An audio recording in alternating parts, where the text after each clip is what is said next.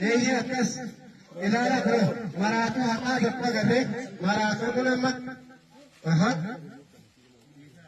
ati maal? Ani maraatuudha isa sammuu naanna'e jettee ofiin gaafatiin mucaan kun maal ta'e? Haqa saba koo kan deema miila qullaa mana koo iyyuu bahee bakkeen argeen bulaa.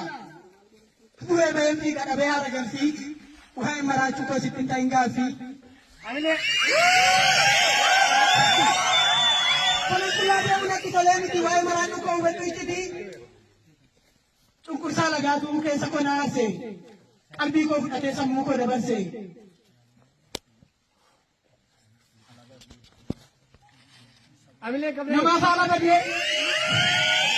Nama saala badee yoo maraaqee iyyuu haqa maraachuu koo naannabee kabiyyuu gaafa niyyee boo'uu ni maal lolaasee dhugaa saba babaluu cukoo iyyuu baase.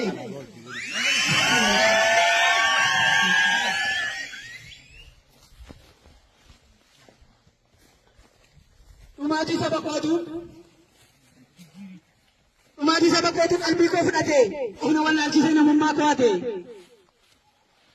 Dhugaa miliqatu keessa kana kuuqe miira kiyya sammuu koo adeemsee miira kiyya tuqe.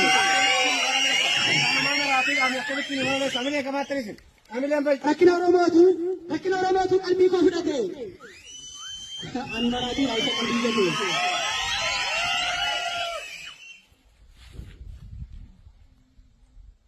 Dhugaan saba kiyyaa gaafa akkas jedhu maaf ani maraadhu ani dhugaan qabu.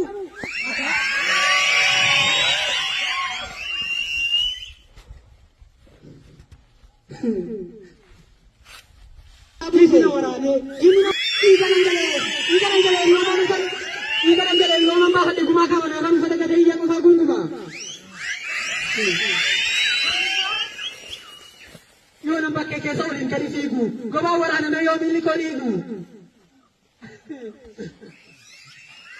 Har'a keessa bulee awwaara keessa ciise qabroomii Oromoo ta'uu na dagachiise. Maraatiin nalanne fayyaan qaba kalee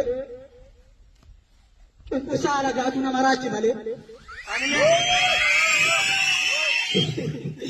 Maraatiin nalanne fayyaan qaba kalee gubaa barichaatu nama raachi malee. Natti kolfuu malee gadheen naaf naatu haqa kan qalametu na godhe maraatu. Yoonan olii gadi hiiga yoonan dudubbadhu sababa maraadha fiiqiifisa hubadhu. Arra yoo funaanis arra yoo dhufadhe ciccitaa fi moofaa qalbiin koo dhamee yoo fakkaadhes joofaa. Arra yoo lakka ittiin fi allayyaa haqa koo argannan gaaf tokko na fayyaa.